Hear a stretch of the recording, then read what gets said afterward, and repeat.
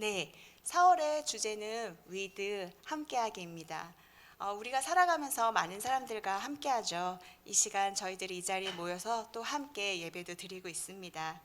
우리가 함께할 때 함께하는 것이 힘이 되고 또 기쁨이 되기 위해서는 우리가 많은 건강한 관계가 필요합니다.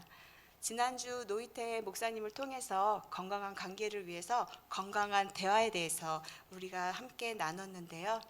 오늘은 저희가 우리 함께 건강한 관계를 위해서 함께하기 위해서 건강한 정체성을 갖는 것이 중요하다는 것을 함께 나누고자 합니다.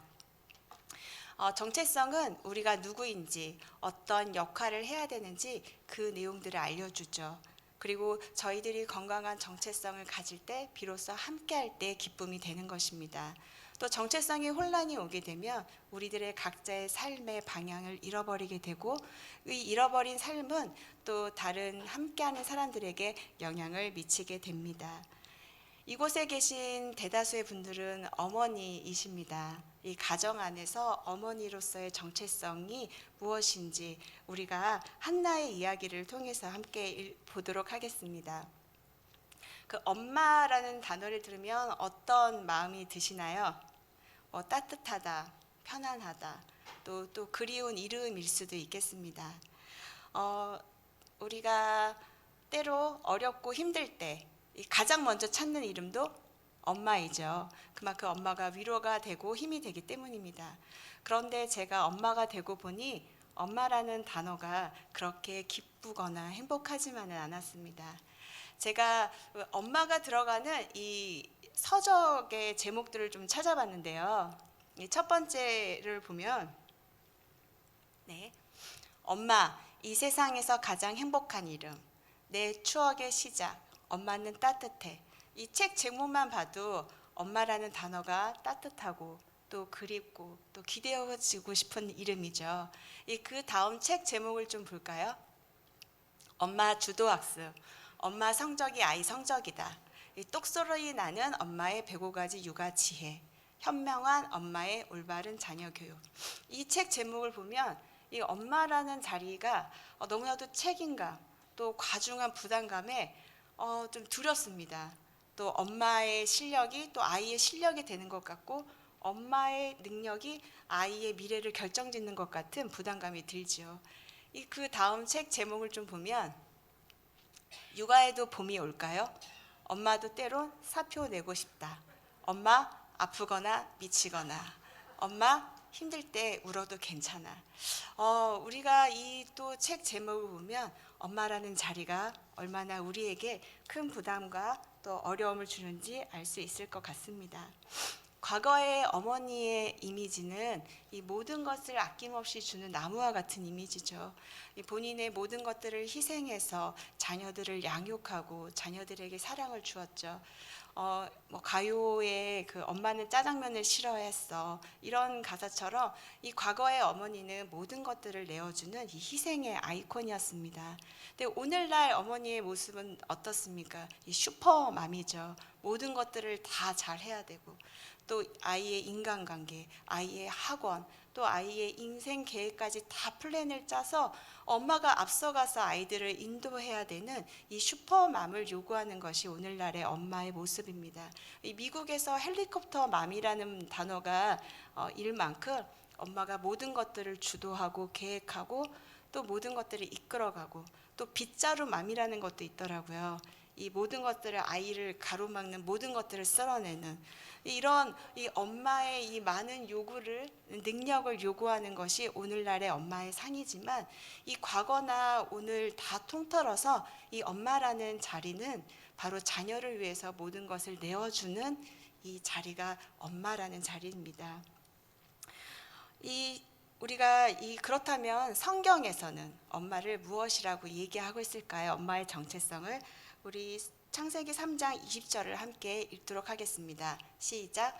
아담이 그의 아내의 이름을 하와라 불렀으니 그는 모든 산자의 어머니가 됨이더라. 네, 이 성경에서 말하고 있는 엄마의 정체성은 바로 생명을 주는 자입니다. 이 세상에서 제일 처음으로 엄마가 된 것은 하와였습니다. 여자라 불려졌던 이 하와에게 이 하와라는 이름을 준 것은 바로 아담입니다. 생명이란 뜻의 이 하와는 이 죄로 죽을 수밖에 없는 아담과 하와에게 하나님께서 새 생명을 주시고 하와가 생명을 낳자 그 하나님의 약속을 붙들고 아담이 하와에게 준 이름이 바로 생명이라는 이름입니다. 이렇게 생명을 주는 자가 어머니의 정체성입니다. 어머니가 비단 생명을 낳는 자리이기 때문에 생명을 낳는 어머니이기 때문에 생명을 주는 자일 뿐 아니라 어머니는 모든 영역, 영적인 영역, 육적인 영역, 또 정서적인 영역, 또 지적인 모든 영역에서 생명을 주는 어머니여야 합니다. 그래서 다음 경건의 세대를 일으키고 경건의 자손을 낳는 것이 이 어머니의 정체성이라는 것이죠. 오늘의 말씀 한나의 이야기를 통해서 가장 먼저 떠오르는 것이 무엇입니까? 한나는 바로 불임이었던 한 여인이 하나님 앞에서 은혜를 입어서 자녀를 낳은 어머니입니다. 맞습니다. 한나는 이 영적으로 어두웠던 이스라엘의 한 줄기의 빛을 비추고 또 다음 그 왕정 세대를 이끌어가는 왕을 세운 킹메이커였으며 또 하나님의 말씀이 희귀했던 때에 하나님의 말씀을 전했던 위대한 선지자 사무엘을 낳은 어머니입니다. 요즘은 좀 그런 분위기는 아닌데요. 제가 어렸을 때는 어떤 운동선수가 금메달을 따거나 또 괄목하는 성적으로 세계적으로 입상을 하거나 또 주요 요직에 오르면 이 방송 매스컴이 그 집에 찾아가서 인터뷰를 하죠. 주 인터뷰 내용이 뭡니까? 이 아이를 어떻게 양육했는지 그 양육 비결을 인터뷰하는 것이었습니다. 심하면 태몽부터 시작해서 태교, 어떻게 먹고 키웠는지 또 어떻게 가르쳤는지 그 모든 육아 노하우들이 방송을 통해서 쏟아지며 이내 어머님들은 같은 방법으로 아이들을 양육하곤 하죠. 그러나 이내 또 포기하곤 합니다. 이 한나도 이 사무엘을 양육했던 그 특별한 비결이 있었을까요? 저희들이 한번 같이 보도록 하겠습니다. 첫째, 한나는 사무엘이 하나님께서 주신 것을 알았습니다. 이 자녀는 하나님께서 주신 것을 기억했다는 것입니다. 20절을 함께 읽도록 하겠습니다. 시작. 한나는 임신을 했고 때가 되자 그녀는 아들을 낳았습니다. 한나는 여호와께 구해 얻은 아들이라 해서 그 아이의 이름을 사무엘이라 지었습니다. 네, 한나는 오랜 시간 동안 아이가 없었습니다. 자녀가 없었기 때문에 남편의 두 번째 아내였던 분인나로부터 이 괴롭힘을 또 당했었죠. 자식이 없는 것도 서러운데 이 자식을 가진 다른 아내로부터의 받는 괴롭힘은 정말 한나를 더욱더 어렵게 만들었습니다. 그러나 다행인 것은 남편과 사이가 좋아서 남편의 사랑을 받았지만 이 자식이 없는 서러움과 또 다른 아내로부터 받는 괴롭힘이 남편의 사랑으로 채워지는 것은 아니었습니다. 우리 할머님 시대를 보기만 해도 자녀가 없고 아들을 낳지 못해서 어려움을 겪은 이야기들을 종종 들을 수 있었습니다. 그런데 한나의 시대는 어떠했을까요? 이 한나의 시대는 더욱더 아이가 없는 것은 부끄러움이었고 수치였고 심지어는 하나님의 저주처럼 느껴졌습니다. 한나는 아이를 갖고 싶었지만 오랫동안 시간이 지나면서 자신의 힘으로는 아이를 가질 수 없다는 것을 깨닫게 됩니다. 자신의 노력으로, 자신의 지혜로 아이를 얻을 수 없다는 것을 깨닫게 된 이 한나에게 유일한 소망은 하나님뿐인 거죠. 그 시절에 할 수 있었던 것들은 다 했었을 것 같습니다. 그 야곱의 두 번째 아내였던 라헬도 아이를 갖고 싶었을 때 그 야곱의 첫 번째 아내였던 레아의 첫 번째 아들 르우벤이 이 들에서 자신의 어머니를 위해서 합한채를 갖고 올 때 이 라헬이 그 합한채를 자신에게 달라고 하잖아요. 그 합한채가 자녀를 가질 수 있는 데 도움이 주는 이 풀이었는데요. 아마 한나도 그 시절에 할 수 있었던 민간요법 이런 모든 요법들을 다 동원해서 자신의 힘으로 아이를 가져보려고 했었을 겁니다. 그러나 시간이 지나고 모든 노력이 수포로 지나가고 모든 이 방법이 다 끊어졌을 때 오직 의지할 수 있는 길은 오직 여호와 하나님이었죠. 그렇게 한나는 실로에 있는 여호와의 집에 가서 울면서 하나님께 기도했고, 또 그 기도 가운데는 자신에게 아들을 주시면 그 아들을 하나님께 드린다는 서원의 기도도 합니다. 그렇게 태어난 아이가 사무엘입니다. 이 사무엘의 뜻이, 이름의 뜻이 그래서 여호와께 구해서 얻은 아들이라는 뜻입니다. 한나는 이 모든 시간을 통해서 하나님만이 생명을 주시는 분인 것을 믿고 또 경험했던 것이죠.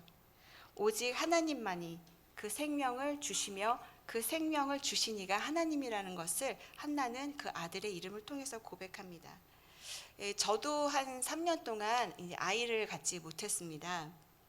1년, 2년 시간이 지나면서 회사 때문에 또 몸이 피곤해서 아이를 갖지 안 생기겠지, 또 여러 시간들 속에서 또 시간이 지나면 가져지겠지, 이런 시간들이, 이런 생각들이 1년이 지나고 2년이 지나고 이제 3년이 지나니까 너무 불안해지고 또 제 마음에 어려움으로 다가왔습니다. 그때 주변의 권유로 유명한 한의원에서 약을 지어서 먹어보기도 하고, 또 그 시대에 유명한 불임으로 유명했던 병원에 가서 검사도 했지만 특별한 이유가 나오지 않으니까 더 마음이 어렵더라고요. 이제 그런 중에 병원의 안내에 따라 이제 그 치료를 이어갈 때 감사하게도 한 생명이 오게 됐습니다. 그러나 그 생명이 얼마 되지 않아 하혈을 시작하면서 이제 병원에 한 달 동안 입원하게 됐습니다. 제가 불임 검사 중에 병원에 입원했기 때문에 이제 불임 병동으로 임원을 했죠. 그 병실 안에는 시험관 시술을 하고 그 아이가 그 수정란이 착상되기를 기다리는 이 예비 산모들이 입원한 병실이었습니다. 많은 사람들이 자신의 그 긴 시간 동안 아이가 생기지 않아서 이 시험관까지 오게 된 그 과정들, 또 수차례 시험관을 했지만 또 실패했던 그 실패의 아픔들, 또 아이가 없어서 가족 간의 그 불화들, 또 그 모든 과정 속에서 어려움을 겪었던 그 이야기들을 들으며 제가 고백할 수 있었던 것은, 생명은 주님만 주시는 거구나, 이 창조주 하나님만이 그 생명의 주인이시구나 라고 하는 이 고백이었습니다. 그 욥의 고백처럼 귀로만 들었던 그 창조주 하나님, 생명의 하나님이 나의 하나님, 나의 생명의 하나님이신 것을 고백하게 된 것이죠. 그렇게 한나도 아마 그 시간을 통해서 오직 생명이 주께서만 주시는 것이라는 고백이 있었고, 그 이름이 바로 사무엘에게 지어졌던 것입니다. 한나는 하나님께서 주신 아이를 낳았습니다. 이 새로운 생명이 한나를 통해서 이 세상에 온 것이죠. 한나를 통해서 왔지만 한나가 낳은 것은 아닙니다. 또 그 생명이 한나의 것은 아닙니다. 우리가 생명을 주었다고 생각할 수 있습니다. 특히 어머니는 아이를 잉태할 때부터 그 잉태한 것을 알기 때문에, 또 아이의 첫 그 심장 박동 소리를 듣고 태동을 느끼고 아이가 자라면서 배가 부르면서 이 생명은 곧 나의 생명처럼 여기게 됩니다. 그리고 때가 돼서 아이가 출산할 때 정말 이러다 죽겠구나 하는 그때 비로소 새 생명의 울음소리를 듣기 때문에 이 아이가 마치 내가 낳은 아이처럼, 내가 생명을 준 것처럼, 이 아이의 생명과 엄마의 생명이 연결되어 있는 것처럼 그렇게 느껴지게 되는 것이죠. 그러나 시편 기자의 고백을 한번 들어보겠습니다. 시편 139편 13절에 주께서는 내 장기를 지으셨고 내 어머니의 모태에서 나를 만드셨습니다.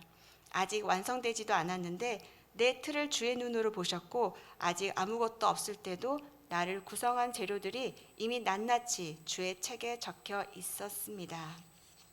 네, 우리가 자녀를 잉태하기도 전에 하나님께서는 이미 우리 자녀를 선택하시고 어떻게 태어나게 할 건지, 또 그 재료들을 이미 주의 책에 다 낱낱이 기록되어 있다고 말하고 있는 것입니다.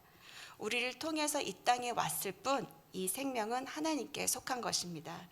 우리에게 맡겨주신 자녀지만 하나님께 속해 있는 생명인 것을 늘 기억하시길 바랍니다. 그래야 생명의 주인 되신 하나님을 바라보고 그 하나님의 생명을 전하는 자가 될 수 있기 때문입니다. 이렇게 사무엘이 하나님께 속한 생명임을 깨달은 한나는 사무엘을 어떻게 양육했을까요? 21절에서 24절을 함께 읽도록 하겠습니다. 시작.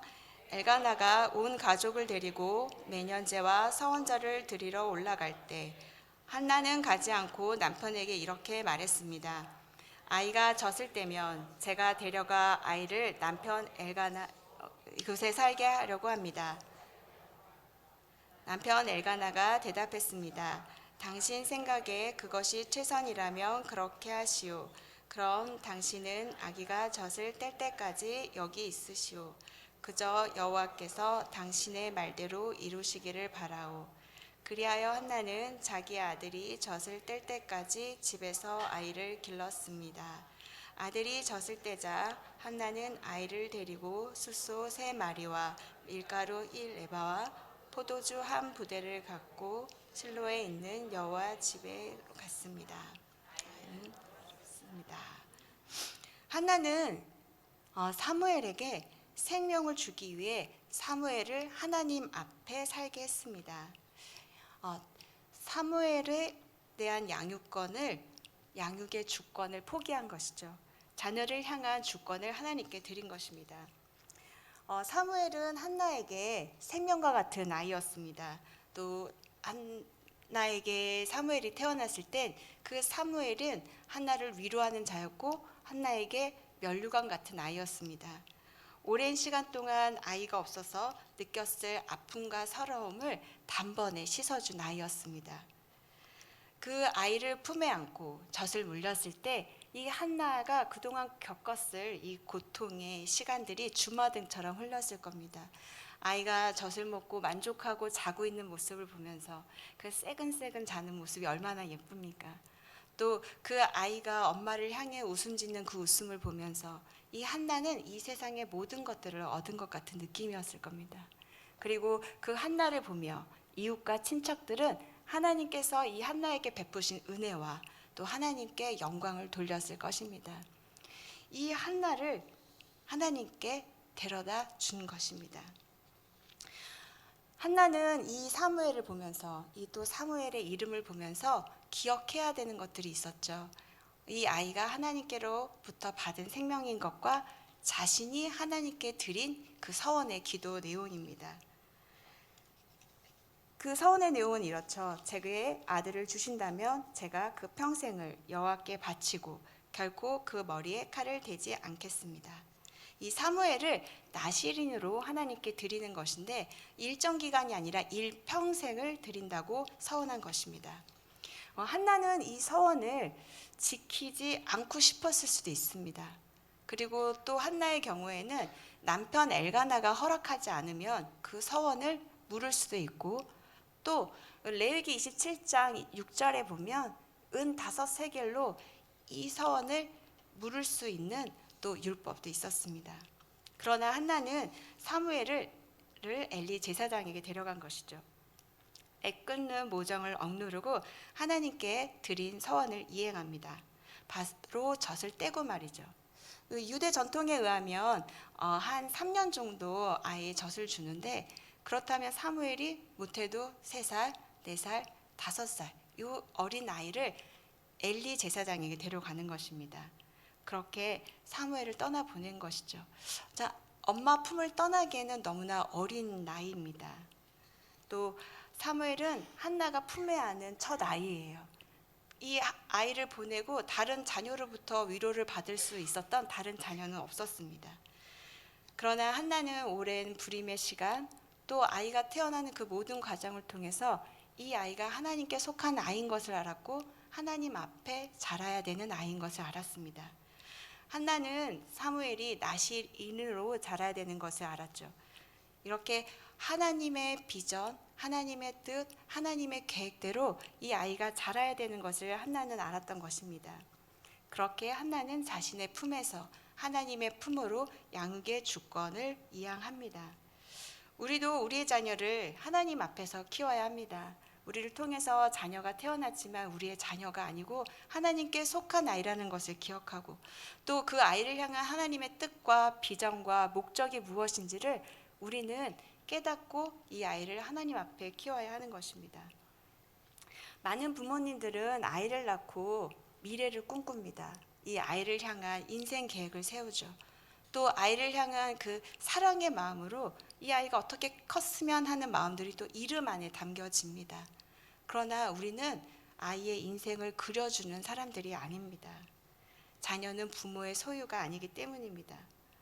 무엇보다도 우리는 자녀를 온전히 양육할 수 있는 지혜나 사랑이나 또 그런 능력이 없습니다.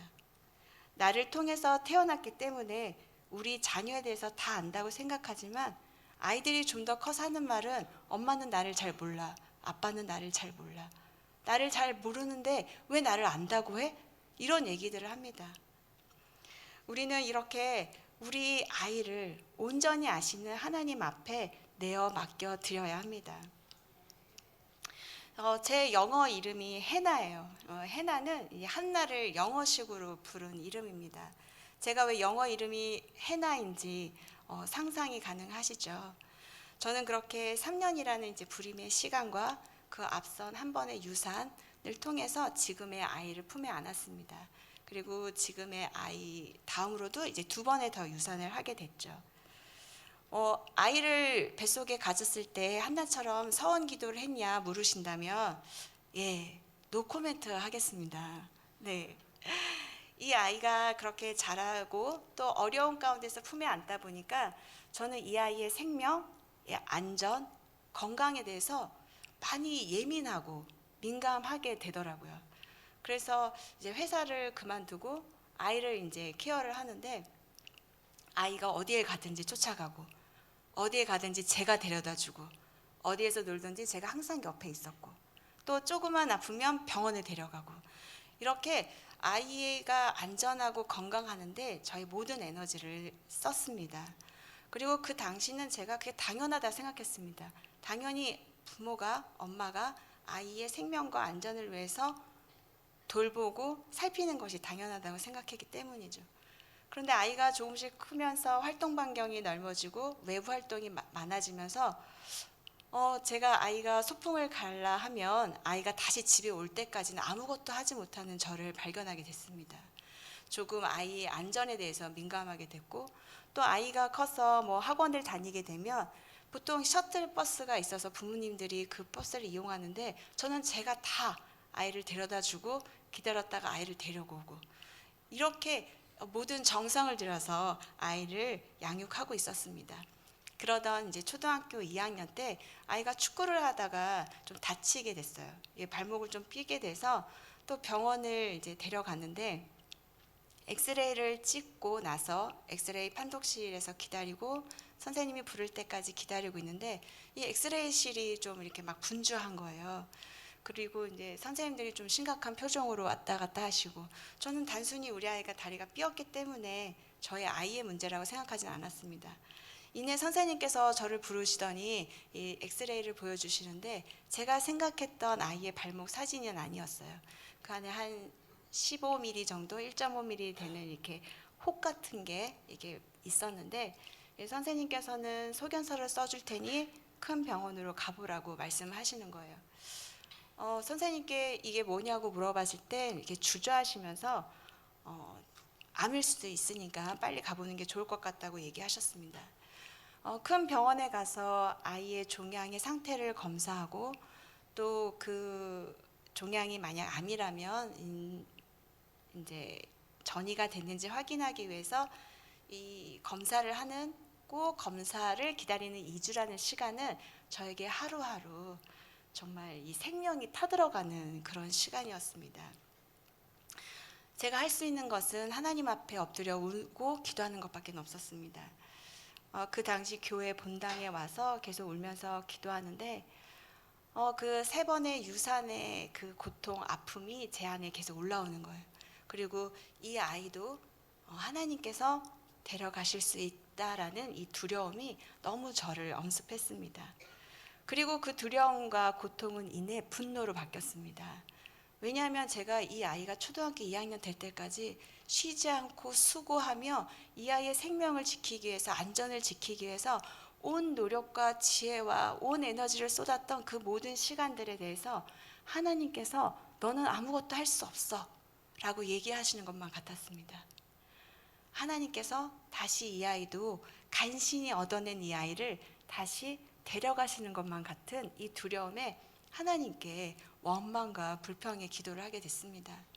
그렇게 시간이 지나서 1주일, 2주일 지났을 때 저의 이 분노가 온당하지 못하고 정당하지 못한 분노인 것을 깨닫게 되고, 하나님 앞에 내가 할 수 있는 것은 아무것도 할 수 없다라는 것을 고백하게 됐습니다. 이 생명의 주인이 하나님이시고 내 힘으로는 이 아이의 머리 한 털럭도 지킬 수 없는 존재의 임무를 하나님 앞에 고백하게 됐습니다. 하나님께서는 그렇게 이 아이의 저희 아이에 대한 양육의 주권이 누구인지를 저에게 가르쳐 주셨던 것입니다. 제가 이 양육의 주권을 하나님께 내어드리고 저는 단순히 청지기인 것을 하나님께 고백하는 시간이 됐습니다. 그리고 모든 결과를 하나님께 내어 맡겨드리는 그 믿음의 첫 걸음을 떼기 시작했습니다. 하나님은 우리와 우리 자녀를 위해서 그 양육의 주권을 포기하라고 말씀하십니다. 왜냐하면 하나님께서는 우리가 하나님께서도 주지 않는 그 과중한 책임으로 자녀를 양육하는 것으로부터 우리를 자유케 하기 위해서이며, 또 왜곡된 사랑으로부터 우리 자녀를 보호하기 위해서입니다.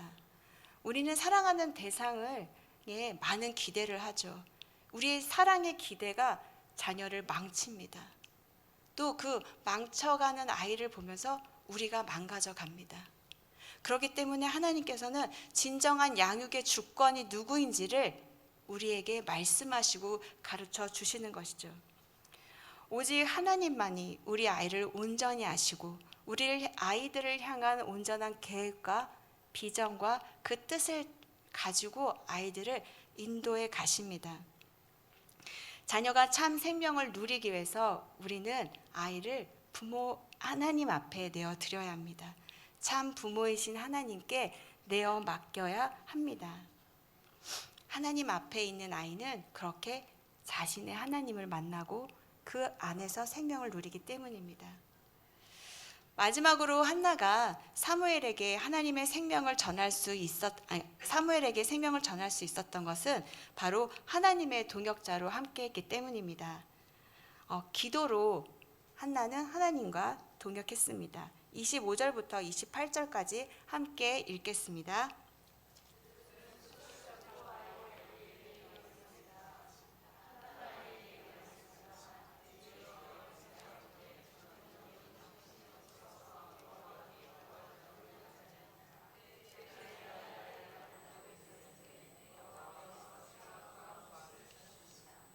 이제 제가 여호와께 이 아이를 드립니다. 이 아이의 평생을 여호와께 바칩니다. 그런 다음 그들은 거기서 여호와께 경배를 드렸습니다. 아멘. 네, 그렇게 한나는 사무엘을 데리고 엘리 제사장에게 갔습니다. 그리고 자신을 기도하던 여자라고 소개합니다. 그리고 사무엘에 대해서는 여호와께 구하여 얻은 아이고 그 기도하신 것을 허락해서 제품해 주셨다고 사무엘을 소개합니다. 그리고 기도한 대로 이 아이를 드리겠다고 얘기하고 있는 것입니다. 그리고 한나는 사무엘을 엘리 제사장에게 맡기고 경배를 드리고 집에 경배를 드리고 이 사무엘 2장 1절은 이렇게 시작합니다. 한나가 기도하여 이르되라고 시작합니다. 26장에서 28절에 한나는 이 기도와 관련해서 자신과 사무엘을 소개하고 있습니다. 그래서인지 우리는 한나 하면 기도의 어머니, 기도의 사랑, 이 한나와 기도를 뗄 수 없게 우리는 생각하고 있는 것이죠. 그리고 사무엘을 엘리 제사장에게 맡긴 한나는 집에 가서 무엇을 했을까요? 기도했겠죠.